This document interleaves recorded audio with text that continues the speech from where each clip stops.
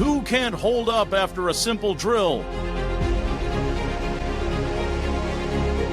You have no idea what I'm capable of.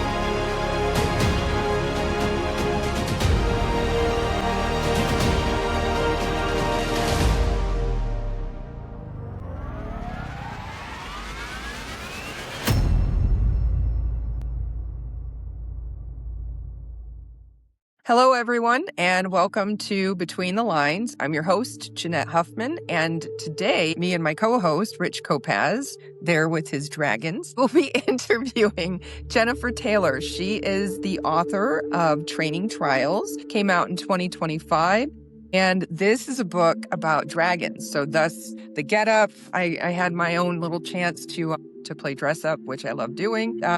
Welcome. My dragon shirt on. I got one dragon. We enjoy doing this. We get to play dress up and immerse ourselves in the art. Sometimes it's a singer. Sometimes I interviewed an artist recently. So we kind of just go with whatever the theme is. And this one was super fun. So it's nice to have you here. Thank you, Jennifer. How are you? Good. I greatly appreciate the opportunity to speak with y'all and get the word out there, attract some more readers, and hopefully interest people in the upcoming series. You're in Mississippi right now, right? Yes. I did a little stalking.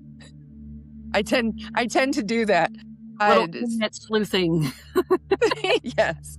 Now we were just talking because we're Northerners, so like we know where Florida is because that sticks out on a map, and New Orleans is pretty, but where is Mississippi in relation? Kind of sandwiched in the middle. You can leave Mississippi and in a couple hours be in New Orleans. I would really like to know what inspired you to write Training Trials. So this may sound kind of funny, but it all kind of literally stemmed from one scene that I just randomly pictured one day. I was sitting, I don't even remember what I was doing, but I was just sitting around and suddenly this scene popped in my head of an exchange between two characters. And that was kind of the base inspiration for it. Okay, and I'm going to let you go on, but I got to tell you, to Jeanette and I, this does not sound unusual at all. We are right vibing with you. Yes. Yeah, please continue. But, and the funny thing is initially I thought this was going to be a singular book. And when I finally got started, because as authors, we know starting is always the hardest part. As I got started, I realized very quickly that I was not going to even make it to that scene and complete one book for the entire story. Yeah, been there, yeah. The funny thing is the scene that inspired the whole getup doesn't even come into play until the second book. So... Tell us a little bit about yourself. Who is Jennifer Taylor? Where are you from? Where'd you grow up? What'd you do? How did you become an author? All of that. It's a lot. I've wanted to write since I was young. And actually, the first time I tried to write, I was still in high school. But I learned very quickly that something that you find important, don't use a shared family computer. Because the first book I actually tried to write, I was a couple chapters from finishing and the computer got wiped to clean it up, and bye all that hard work. But the short story about where I'm from, I'm a military brat. So I was born in Florida, and right after I was born, my dad got transferred to Anchorage, Alaska. So extreme weather shift. I'm glad I was a baby and didn't get to understand the difference. You acclimatized very, very quickly. I was prior Air Force, Marines, Navy, Army. Air Force. I was stationed at Eglin Air Force Base in Florida. That's where I was born. That's so funny. Right. Remember Niceville? I had lived in Fort Walton Beach, Florida for 2 years. I totally get the military brat thing because both of my children are military brats. They both went to school on base, and even after I got out of the military, they graduated from the base. They understand base culture. So it's very interesting talking to people that don't come from that world. They don't get it. It's a whole different vibe, and people look at me crazy when they're like, all right, well, what's your technical hometown? And I'm like, Niceville. And they're like, you're lying. I'm like, pull up a map. Niceville exists. And it's nice. The people are nice. I have a friend that's still there. Niceville, Crestview. You guys are neighbors. I know we are. It's so funny how you see the more that we reach out and find people and speak to people and connect with people, the world is so small. So why dragons? That was Rich came up with that question. I really like it. Why dragons? So the basis of the story is to follow the main character, Celia. I've always had a great love of dragons, the mystery behind them and kind of a lot of the lore. My son's legal name, everybody kind of gets a little weirded out, but his legal name is Draconis, named after the constellation Draco.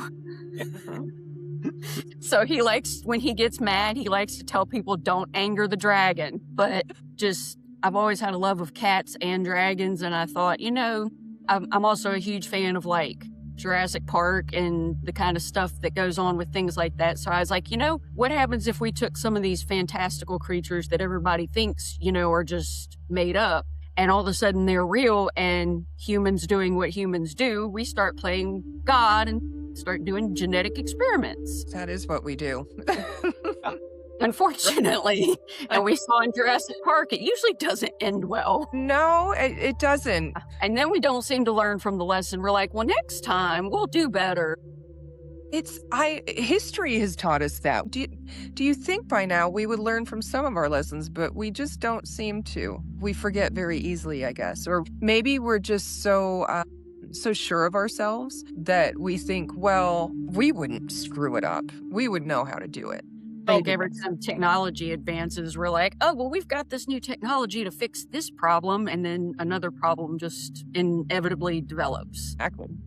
Is your book going to kind of follow that same formula? Like this interaction with dragons is going to snowball into something catastrophic? The interaction with the dragons themselves isn't necessarily going to snowball into something catastrophic, but spoiler alert, our main character isn't human, so that's going to lead to some difficulties down the line. Gotcha. Celia, is her last name Lockhart? Yes. Okay. We read chapters where they were calling her Lockhart, and then we call her Lockhart in the audio scene. Yeah. Just so that people don't get... And see, I was trying to be very sparse with the use of her first name because, as Jeanette knows from military culture, everybody's addressed by their last name because that tends to reduce the confusion of exactly who's being spoken to. But as we progress through the series, friends interacting with friends, not necessarily in the performance of their military duties, they're not going to call each other by their last name. They're going to go, hey, Blaze, what's up? You're completely correct. I have friends that to this day still call me Huffman, and I think it's a form of camaraderie. It's like you're in this club that not everybody is in, and it's not like you think that you're better than anyone. I've made some of the closest friends that I ever will through the military. And there's just something, especially when you go overseas. Have you been overseas? No, I've always remained in the United States. I'd love to go overseas, but we all know how expensive travel is. Yes. I was stationed in Germany, so I got to ride on the Air Force's dime for a little bit and do some traveling, which I appreciated. It was so much fun. It's beautiful over there. But I digress. So how is your dragon story different from all the other dragon stories that are out there? So the honest truth is, I'm not exactly sure how different it is because until I finish the series, I'm refusing to read anybody else's work just to ensure that there isn't any kind of accidental plagiarism. Mm-hmm. Because I don't want to read somebody else's work and go, oh, that's a great idea. Maybe I should throw that in mine because that's not fair and not right. So I'm not sure exactly how different it is. I'm just trying to make sure that I stick to my own personal creative roots to ensure that I know what's being put out is my work. Right. I get that. Just from the few chapters that I did read, it was definitely surprising, and I liked it because movies and books, you see so many regurgitations of the same exact thing. So, man, shock me. And you did. I liked that. And maybe it was my military past. Maybe that's what it is that really sparked it and was like, I can connect with this. I can see this. But people are going to appreciate the take on dragons that you have, I think. It's not just the same, it's not the same story.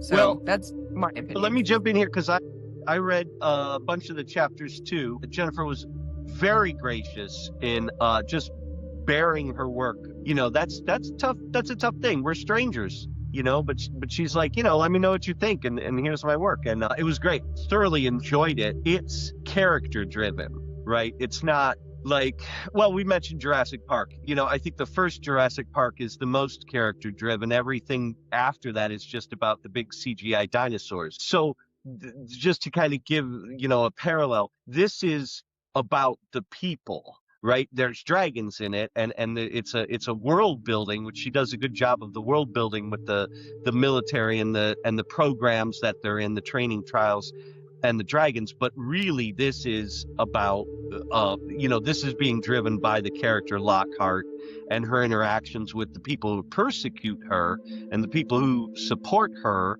and then her secret. And you know, the chapters we're given, we don't know what her secret is, but we are shown that she has a secret and that's a thing. And there were chapters that I was on the edge of my seat. And I think she gave me like the first 5 chapters, which I blew through. And I was like, definitely, you definitely go like fly through them and want to know more. Like you want to just keep reading more. And then she gave me some chapters that you read too, Jeanette, that were later on in the book. And they were so gripping and had such intensity in, you know, now that things are happening between the dragons and the people. And it was just great writing. Rich brings up a good point. Were you worried at all sharing so much of your story with complete strangers? I ask because I recently finished a novel. Maybe it was not the smartest thing to do, but I automatically thought, let me ask for beta readers out there. And I got so many people, but I think that when I did it, they want money. It wasn't just people that wanted to read the story and let me know what they were thinking and just have a conversation. It was more for a living, which is fine. That's understandable too. That was my fault for not thinking that would be it. But one of the people that responded to me said, well, aren't you afraid of sending your work out to someone? And then I thought, oh, wow. Okay. Because I can be naive a lot of times about a lot of things, which is insane because I'm 47. I shouldn't be naive anymore, but I am. And so I Googled, why should I be afraid of sharing my story, the story that I wrote, with people so that they could give me feedback? And it said, well, I mean, someone could steal your story. However, what made me not as freaked out is that I have all the changes. I have the drafts. How could anyone take it and actually say, no, I really have it? So did any of that go through your mind? Someone thought Rich was a bot it was AJ Frazier was telling us that a lot of people thought that Rich was a bot when he reached out. And I was kind of like, yeah, I guess. I mean, that's a thing. So what are your thoughts on that? Well, I mean, I think as authors, we're always a little nervous about putting our work out there. And I mean, even the people I'm paying to do my editing, they're like, you know, you really need to put this in place to make sure that nobody can steal your work and such and such and such. And I think that's why I'm hesitant to get beta readers, not only because most of them want to get paid, but also I've seen a lot of things where people are saying that, you know, they'll send 20 people a book to read and get feedback, and they hear from like 3 people. So now you've got all these other people who have your book but aren't telling you their opinion. And I also saw a thing on Facebook the other day where someone said, hey, Google your name and your work and see, because someone said that someone's stealing work. So I got on and I Googled myself, and apparently I write romance novels too, even though the only book I've published is Training Tribe. I'm like, all right, but... Yeah, but fair. The name Jennifer Taylor is not the most unique moniker. No, and that's what I was going to say is most of the time when I tell people to find me on Facebook, I'm like, hey, do we have any mutual friends? Go to their page. This is my current profile picture, because if you search Jennifer Taylor, you're going to scroll for a very long time. I found you through your Facebook page for Panagon Rising. Okay, let me correct you because I don't know the word. It's what rising? Panagon. Panagon. See, Rich, every time. I'm sorry. So we interviewed AJ Frazier. I still, That's Marielle, I remember the end of the title is EL because my person's name is Uriel, so it sticks in my head. But I'm notorious for that. I mispronounce constantly, and I'm not dyslexic. It's just I'm scatterbrained. That's the problem. Yeah, you're just fast moving. Yes, Yeah, too fast. Because it sounds like Mario, like the video game Mario. So Yes. Mario. Ever since I was a little girl in school, my teachers would always yell at me and tell me, you need to slow down. And to this day, I don't. I've tried, doesn't work. I can't. I blame my grandmother. Well, Wow. I have ADHD, and so I sympathize heavily because a lot of times our minds are going 90 to nothing. And that's why I tell people, if you need to actually be able to read my handwriting, please make sure you tell me that, because when my hand tries to keep up with my brain, it comes out looking like scrib. Yes, I look like a 2-year-old wrote something. Panagon Rising. I loved your trailer. That was awesome. How you did that looked like a lot of work. So when I initially released Training Trials the first go around, I started off just publishing it on Amazon. And then I went through a different company to get an extended distribution so that it could be available across like Barnes & Noble, all the book sites. That way there was more of a reach. And they happened to be doing a thing where, if you got your extended distribution, they would also provide you with the trailer. And so, of course, I was like, I'm on board. Sure. And when it came back to me, I was like, whoa. I loved it. Please make this into an actual movie, because I would not only read the book, I would watch that movie. So when I sent the trailer to my son, he was like, you're making a movie? And I'm like, no. Yeah, that was cool. I really enjoyed that.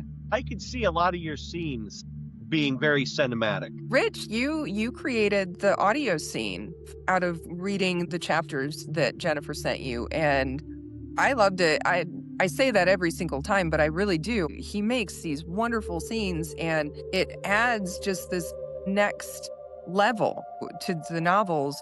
He does a really good job, and his outtakes are stinking hilarious. Fun troupe of actors. So Jennifer saw the script. We talked about it a little bit, made some alterations so that it reconciled a little more to what she was working on. We'll say when she gave me the chapters so I could pick something out, I mean, I did gravitate towards like, let's do an audio scene when they meet that dragon. That's a very dramatic scene. There's a lot of action going on. But there's also a shower scene, and I don't mean like a psycho shower scene or an erotic shower scene. It's just, they're in a quasi-military operation, so it's like they're just in the group big showers, and they're having an altercation where one of the girls slips and falls, and now there's like accusations and stuff thrown about. And my immediate, as soon as I read it, I was like, well, it's not going to be the shower scene, because I can't do an audio scene of the shower scene. And of course I did this out loud because I talked to myself. So as soon as I heard, I was like, well, now I have to do an audio shower scene. I mean, now how can I walk away from that? I can't sit here and say I'm not going to be able to do that. Like, I got to get my voice actors together. We're going to do an audio shower scene. And so I wavered probably for the next day. I was like, I can't. And then I was like, no, I really do have to. So that is what we have. We have an audio shower scene to present. Jennifer did okay it, so we at least got that far. We'll see what she thinks of the performance. Well, it is pretty spot on because, again, I was in the Air Force, so I went through basic military training, and that is what happens. So for me, Growing up, I literally joined band because I did not want to be naked around a bunch of it. I was very self-conscious. It freaked me out. So joined band. And then one year I had to do PT. I couldn't get out of it. So I would go in the shower with my towel wrapped around me, hidden. And so when I got into basic training, it was the weirdest thing in the world because you show up and they're like, get in the shower. And all of us girls are just being herded in through this little area and you don't even think about it. You're just like, strip the clothes off, get in there, get some water thrown on you, and then run and get out so that you're not a target for the TIs that are screaming at you.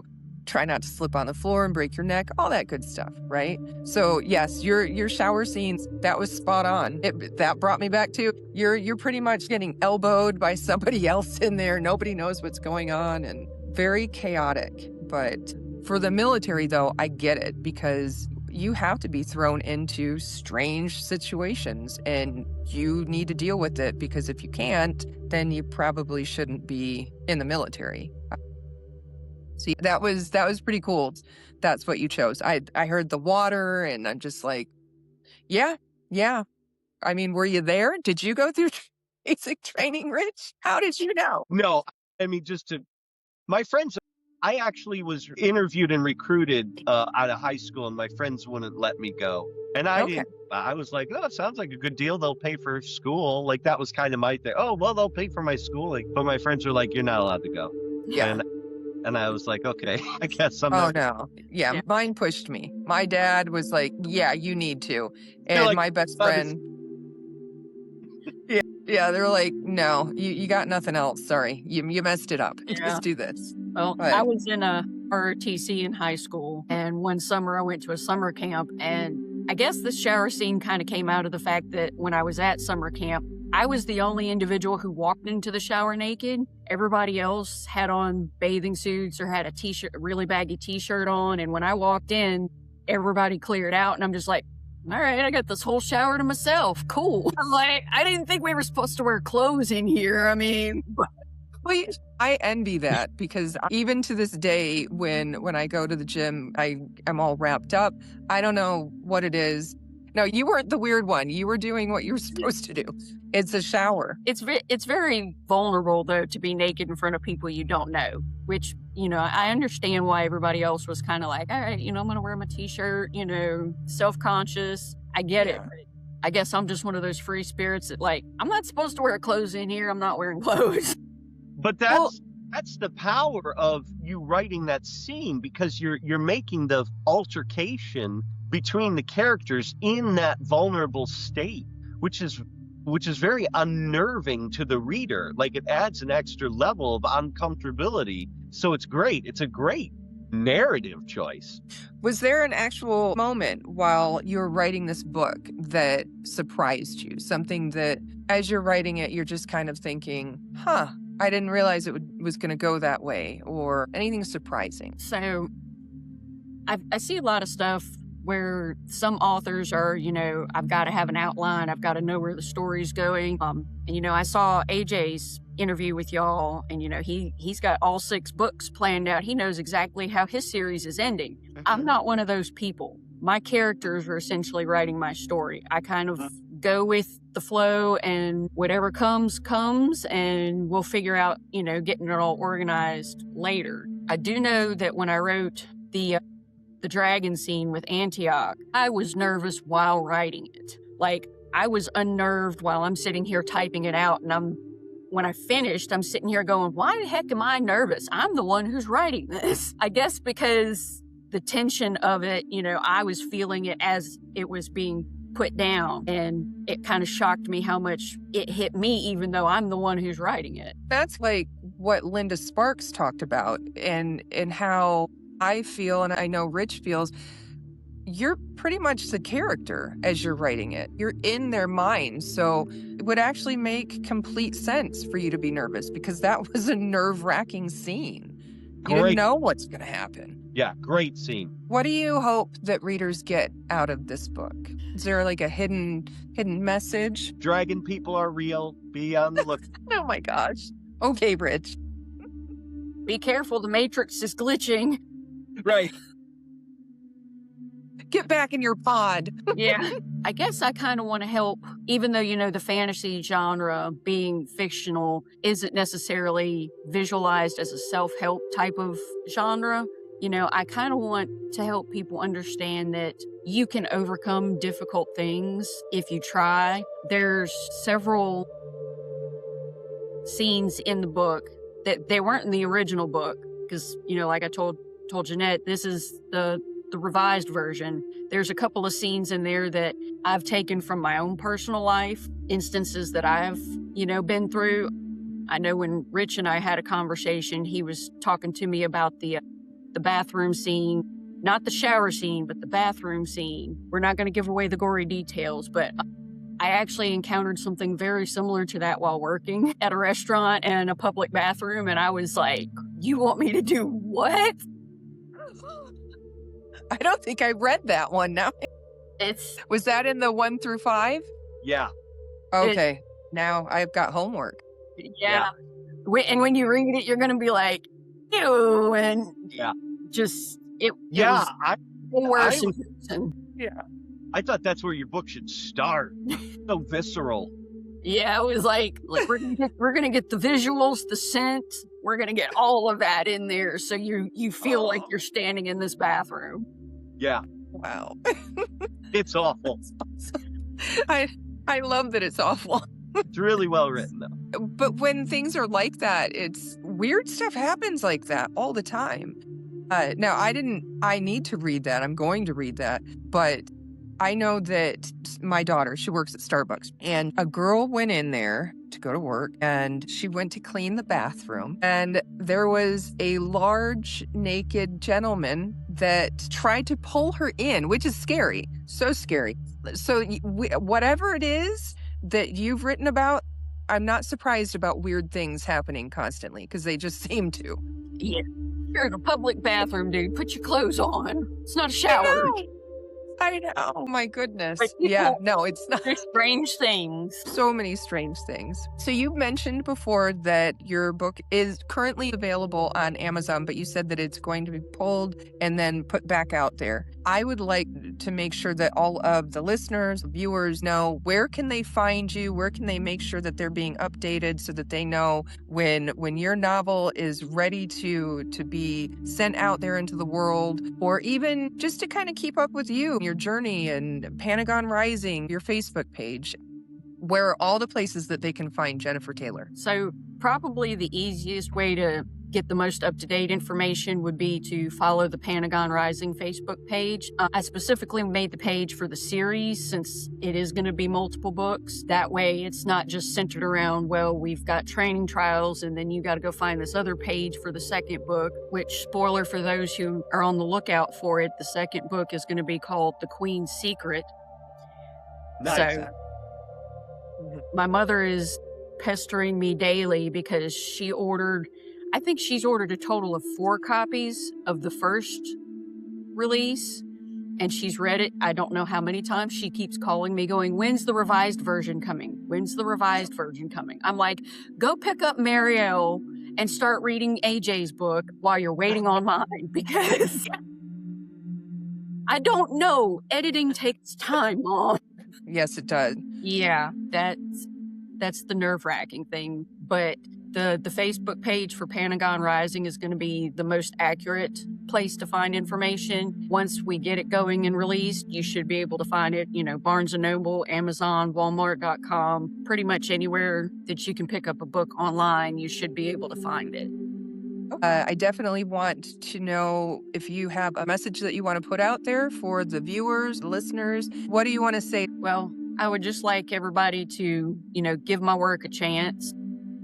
I understand that the market is very saturated with books about dragons. They're all over the place, but I would like for people to give me the opportunity to show them that dragons can be depicted in a different way. And also that, everybody's familiar with your typical cryptids. You've got Bigfoot, you've got Mothman, you've got all these different creatures that people go out looking for. I'd like the opportunity to introduce you to some new ones. I like that. Rich? So one of the things I think I would maybe I don't know if I mentioned this or not, but when I read Jennifer's work, one of the things I definitely thought was that it's good that she's writing. She should be writing. She is an author, and her work is really good. And so I absolutely want to encourage that, she follows through on this. I can't wait for the revised edition. And people should know this is not a touchy-feely fairy story dragon book. One of the things I applauded her for was she puts her main character through hell and not let up. And that just keeps you page turning, because you just keep like, when are they gonna catch a break? So I'm all in. Thought it was just the samples that I read, just thought were great. So very, very happy to have you on the show. Very happy to meet you. We want to stay connected and see where you go. Thank you both for being on. I can't wait to read the book myself.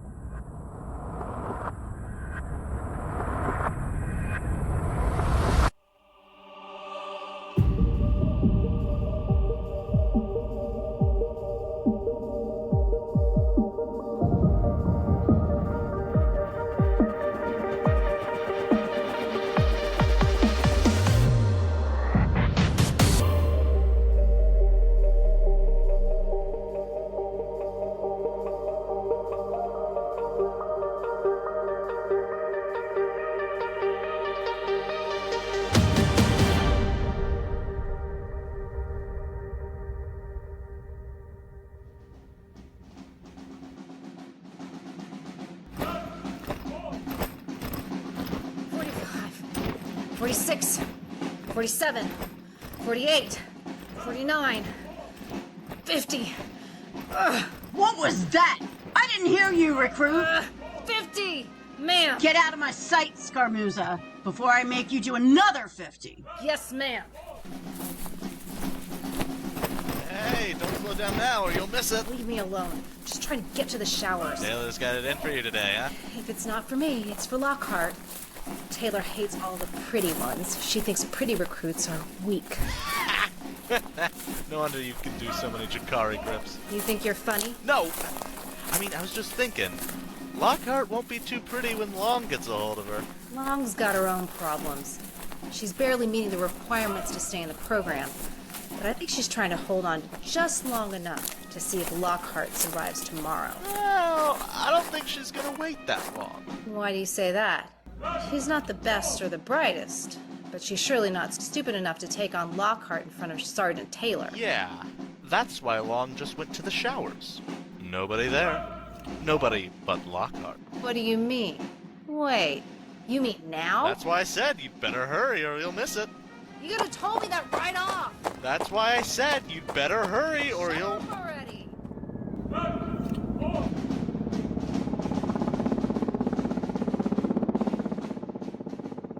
Tough group, Sergeant Taylor. Have you seen any specific potential? I never look. Potential means nothing without resolve. Resolve? Very good, Sergeant. We shall see resolve tomorrow, I imagine. I wasn't informed you'd still be here tomorrow, Mr. Butler. I can't help it. I'm a throwback to ancient times. I don't think ancient times have any bearing on what we do here. Don't you?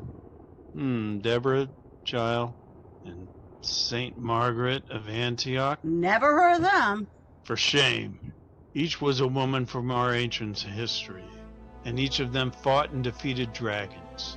They were said to have exhibited unprecedented power, earning them the reputation for being somewhat more than human. In ancient texts, the word dragonborn appears when describing them. I often romanticize finding such a woman in today's world. You know it doesn't work like that anymore, if it ever did.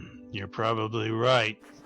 Still, tomorrow brings new hope, doesn't it? I never look ahead to tomorrow when I have today to worry about. That's quite all right, Sergeant. I can look ahead for the both of us.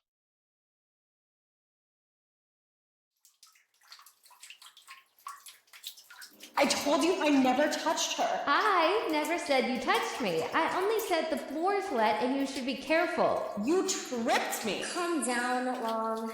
How could Lockhart have tripped you? She had her back to you. I don't know. What happened? Long, what did you do? I didn't do anything. But I want to trash your bunkmate for tripping me. I could have been seriously injured. Blaze, what happened? How did Long fall? Clumsy, I guess. What in the morning star of Mandrake is going on here? Why are you all standing around? Are you here for serious training or for a peep show? Lockhart tripped me, Sergeant Taylor. Lockhart? I should have known. Explain yourself, recruit. Ma'am, I was standing in front of the shower with my back turned to the door. I didn't even know that Long had entered the shower room. Scarmuzzi, did you see what happened? No, ma'am. I just got here. It had already happened. Blaze? Ma'am, when Long came into the shower, Lockhart had her back turned. Long fell, Lockhart still had her back turned. I don't think Lockhart even knew Long had come into the shower. Is that correct, Recruit Blaze? Is that what happened? Is that all that happened? Ma'am, that is what I saw. So Recruit Lockhart didn't trip Recruit Long? Ma'am, I don't see how it would be possible for Lockhart to do that. I don't think it's possible for anyone to trip Recruit Long in that situation. Not anyone human. Not anyone human? Well, you better hope that Lockhart's not human. You better hope none of you are human. Because you now have only 12 minutes for all of you to finish your showers and report to the mess hall in proper uniform. And if any one of you is late, then none of you will eat. But all of you will serve dinners to the 17th platoon tonight. Now move it! Lockhart, I don't know how you did that, but I know I didn't trip. I'm gonna find out what you did and get you sepped. Get out of here, Long. You're gonna make us late. And you, Blaze. You pay for lying to Taylor. You'll all pay. Forget about her, Lockhart. She's just mad you pulled first team tomorrow instead of her. But she won't make it another week with her record. I'm not worried about her. I don't want to be the one who makes us late. Taylor hates me already. What are you smiling about? Me? Nothing, just surprised, that's all. Little Lockhart is quite the enigma. What's that supposed to mean? Nothing, forget it. Wait, what did you mean? Wait a second, you saw something. You were lying. Lockhart did trip Long, and you saw it. What did you see? I wasn't lying, but I never said Lockhart didn't trip Long. I only said it doesn't matter what I said. Of course it matters. No, listen. Either I'm crazy and seeing things, or tomorrow is going to be a very eventful day. We'll know for sure about Lockhart then, and there's nothing Long or Taylor can do to stop it. You mean you think that Lockhart... That's enough, recruits. Hurry up and get to the mess hall. Yes, sir. Yes, sir. Well, well, well. Recruit Lockhart, There might be a dragonborn here after all.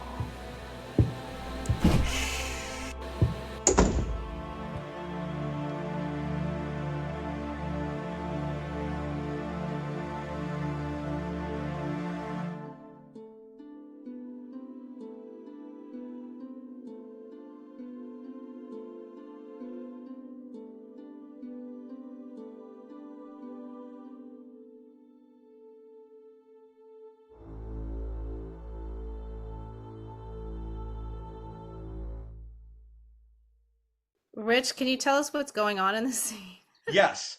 So, I didn't do anything.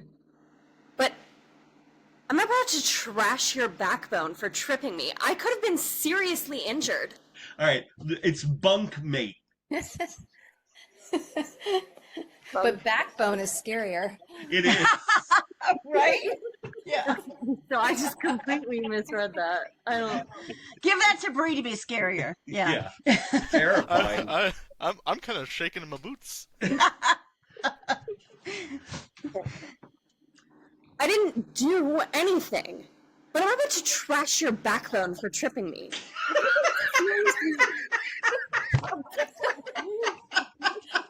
Can't get it out of my head. I don't do this anymore. Okay, fine. And as soon as you ladies get out of the shower, I'm going to snap your backbone. Yikes. Miserable experience of my life. Rich, can you tell us what's going on in the scene?